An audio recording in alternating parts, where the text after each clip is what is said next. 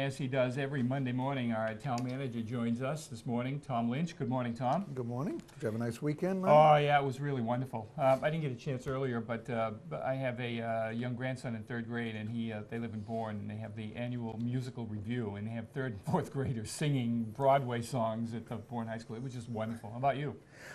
Excellent, and you know, driving in today, I noticed the Melody tent is up. Yeah. So if there's a sure sign of spring and that summer is coming next week, that's it. So. It is. It is.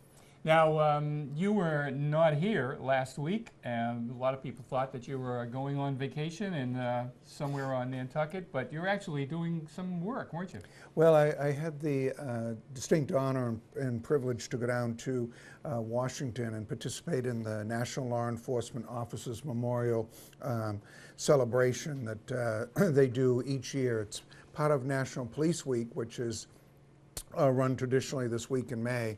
And the significant event that takes place is a candlelight vigil for fallen police officers. And they do it for both the officers that have died during this year, as well as they have basically an historical recognition where they've been going back and trying to add officers who died in the line of duty but had not previously been recognized. And my grandfather, on my mother's father, John Francis Smith, was a police officer in Lynch, and he died as a result of injuries received in the line of duty, and he was one of the honorees. So my two brothers went down. I had my Uncle Jim from California. We had about 30 family members that were there, but it was a very moving candlelight ceremony on Wednesday evening. We were, where the memorial is, there were 20,000 people in this area, and all paying their respects to previously fallen officers, as well as those that were being honored in that particular year. So they read a roll call, and before they start that, the candlelight that you can see there starts up in the back and they start lighting the candles, and it comes down to the front of the stage, and it's really just, there's not a sound in the crowd. It is just dead silence. Very, very emotional. So to show you for some, this is a year where they lost a loved one. For us, that was many years ago, and while still emotional Still for your the family. grandfather. Yeah. It's still your grandfather, right. We were sitting near the Ramirez family and the Liu family, two officers who were killed in New York City while they were sitting in their cars. So for them, the experience is very raw and very recent. And there's a group called Concerns of Police Survivors, Inc., COPS, that work constantly with survivors of these violent deaths and try to work with the families. And one of the women who lost her husband well over 20 years ago was one of the speakers, and it just brought it all home for everyone. So in terms of the city of Washington, D.C., whereabouts in all the memorials is this memorial located? This is located in Judiciary Square. Okay. So it's right off one of the metro stops, and it's been in existence for some time now. This was the 27th annual candlelight vigil that they had. They are also building a police museum right behind there. They've raised several, I want to say it was in a $50 million range to do this, and but it was. The display itself, we went back the next day, and because you really couldn't see all of the names in the wall and all of the tributes and memorials that were set up. So there were police car doors signed by all the police officers in that particular town. There were parts of motorcycles there, and all kinds of pictures and memorabilia. I went over to the section that had Michael K. Azelton, because Officer Azelton's name is on the wall, and there was a Barnstable police patch there. I had spoken to Deputy Chief Tamish before I went down, and he said that he had gone over in the previous week and seen Michael's name, and I don't know whether he left that patch or not, but it now, was. Excuse me for interrupting you. There may be some people, because Michael Aselton passed away a number of years ago, and there may be some people who may not even know who Michael Aselton is, and we have a nice memorial for him out here as well. Can you tell us a little bit about Mike? He's an officer who was killed in the line of duty, and I believe he's the only one that, fortunately, that has occurred in Barnstable, and we have him on the wall, and he was so honored, and we also have Aselton Park in his memory. So he was in a motorcycle, wasn't he, over in Marston's Mills? I believe that's what happened. Yes, I believe so too. He went off the road and was killed in the line of duty. Mm-hmm. Yep.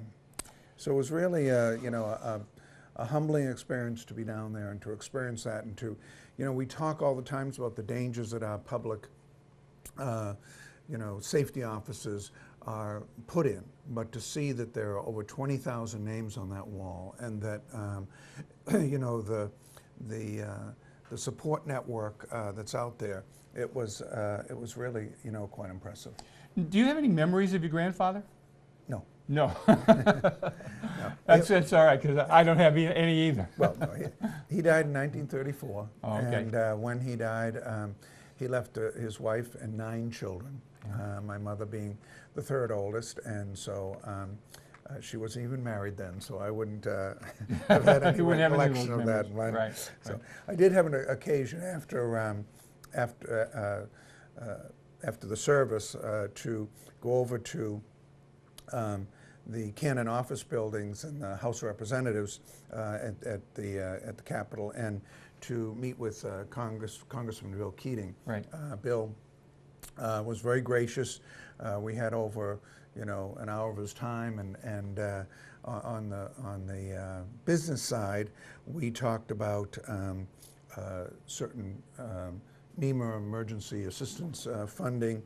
We looked at the shooting range cleanup. I mentioned a customs officer issues that we were working on with the Hyannis Marina, and I briefly mentioned the Fire Academy in terms of having some kind of maybe county-wide effort around those lines. So we had a very good discussion. He's actually in John F. Kennedy's old house office. Oh, is he really?